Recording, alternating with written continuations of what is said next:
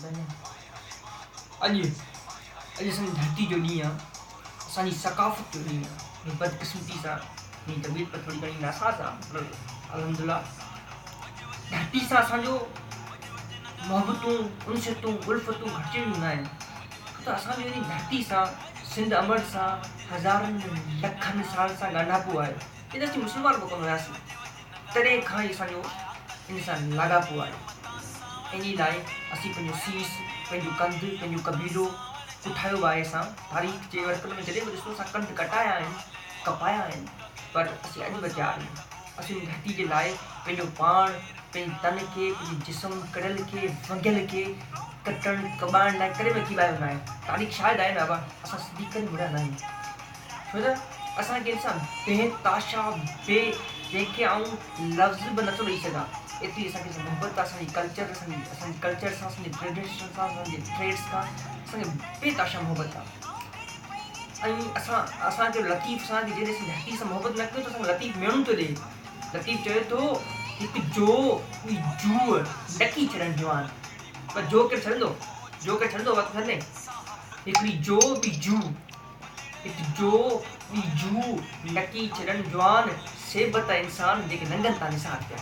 त असांजो नंग आहे, धरती असांजो हमेशह नंग रहियो आहे, नंग सां मोहबत आहे। ऐं असांजे ॻोठ वारो जेको हलीम बाग़ी आहे, उन बि कहिड़ो कमाल चयो आहे, देस तुंहिंजी राह में रत जो फुरो फुरो थी वही वञे, तुंहिंजो बि कमु थी वञे, तुंहिंजो बि मुक़दर थी वञे।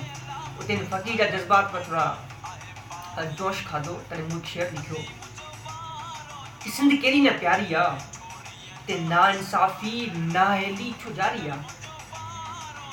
सिंध केॾी न प्यारी आहे, ते नाइंसाफ़ी नाअहली छो जारी आहे।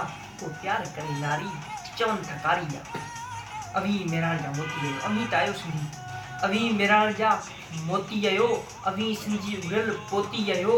उथो उथो सभु सिंधू देशी माण्हू, ख़तमु कयो सभु वेशी माण्हू। ऐं जॾहिं बि आऊं पाण मुरादो, जॾहिं बि सिंधियुनि खे ॾिसां थो, तॾहिं मुंहिंजा लफ़्ज़ था निकिरनि। त सिंधियुनि जा मां मेड़ ॾिसां थो, ॼण सूहे बादशाह शेर ॾिसां थो, होशू जो मां वेड़ ॾिसां थो, बशीर ख़ान दिलेर ॾिसां थो। अॼु ख़बर पइजी वई त दुश्मन जो न ख़ैर ॾिसां थो। ऐं असांखे नफ़रतूं, कुदूरतूं ई करणु घुरिजनि, छो त असीं पाण में विढ़िया वेठा आहियूं।